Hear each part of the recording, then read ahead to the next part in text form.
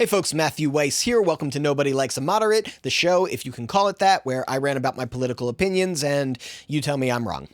Today's episode is going to be about the Iran deal. I'm bumping it up on the list because yesterday the Ayatollah Khomeini said that he would no longer negotiate with America in regards to this deal, and that really shouldn't be a surprise to anybody because if you're anywhere in the world and you've watched any U.S. news, you know that there's an election coming up, you know that there's a good chance the Republicans are going to win that election, and the Republicans have across the board all said that they do not like the Iran deal, they would want to bring it back to the negotiating table or get rid of it entirely. So in this video, I'm going to try and explain where the sanctions came from, what the Iran deal actually means, and my opinion on it. So the sanctions come from, I guess they started because of the contentious relationship we've had with the Ayatollah. Back in the 1950s, the Shah was overthrown by the Ayatollah. We granted amnesty to the Shah, and as a response, the Ayatollah and his paramilitary group attacked the U.S. embassy and took hostages. That's a declaration of war, and eventually we met a resolution, but things have been contentious ever since. The Ayatollah Khomeini has repeatedly said that he wished death to Americans and death to Israel. Both Ayatollah Khamenei and Khomeini have said that they wish to remove all Western influence from Iran, and neither of them have been particularly nice, to say the least. But the talking points are not why the sanctions came into place. The sanctions came into place and have increased for two main reasons, one being that Iran has funded terrorist organizations. This is not a boogeyman created by the right-wing Republicans. This is well documented in Iran's central banks. They have funded the Iranian Revolutionary Guard, they have funded Hamas, and they have funded Hezbollah. And this has been concluded by the United States State Department even when Iran has denied it, and they haven't even always denied it. So we know this. Now, this is not something that's lodged in the past. We're not talking about the 1993 attack on the World Trade Center, which was linked to Al-Qaeda, and Al-Qaeda was trained by Hezbollah. But more recently even, we've had attacks on India in 2012. We had an attack in Bahrain earlier this year, and these groups are moving their money through Iran. So that's one reason why we have imposed sanctions. The other reason why we've imposed sanctions is because of nuclear weaponry. Nuclear power and nuclear weaponry are more or less the same pursuit. They just veer off a little bit in the R&D department, and aside from that, the only real difference is that it takes less uranium and plutonium to make a bomb than it does to power a grid.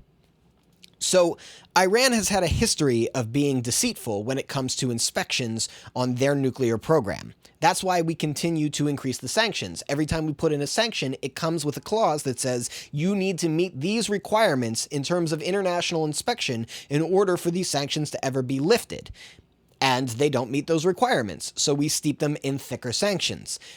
2005 was very notable because two international organizations came in to Iran, and Iran led them to the wrong buildings deliberately, where they found nothing. They concluded that they were not shown the correct buildings, and then after that, they haven't let them back in.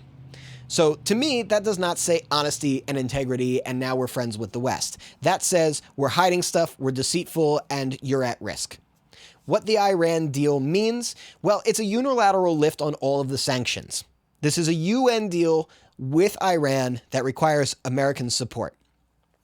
So what it means and what we get from it is that the people of Iran are going to see economic prosperity and industrialization, better technology, better economics, better communication and relationships with the rest of the world. And that's actually a really great thing because the government may be one thing, but the people are an entirely different thing. People all over the world, for the most part, are just people. When you have a better quality of life, you're way less inclined to go to war. So a higher standard of living for the people of Iran, that's great.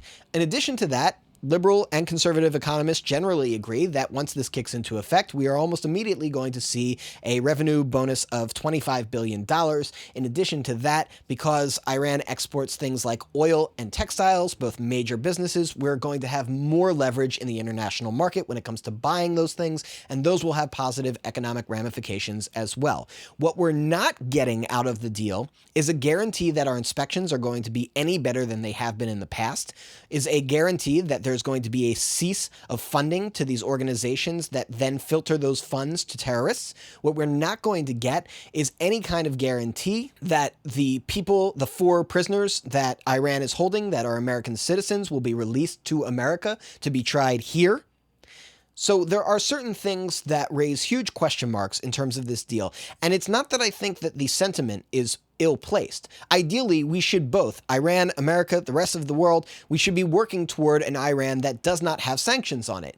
However, that requires Iran to lead. And by lead, I mean they need to be showing us that they are trustworthy. They need to be showing us that they are not funding terrorists. They need to be showing us and proving to us that they are now allies, even if they don't see eye to eye with the Western world. So my opinion is that this Iran deal is coming into play prematurely.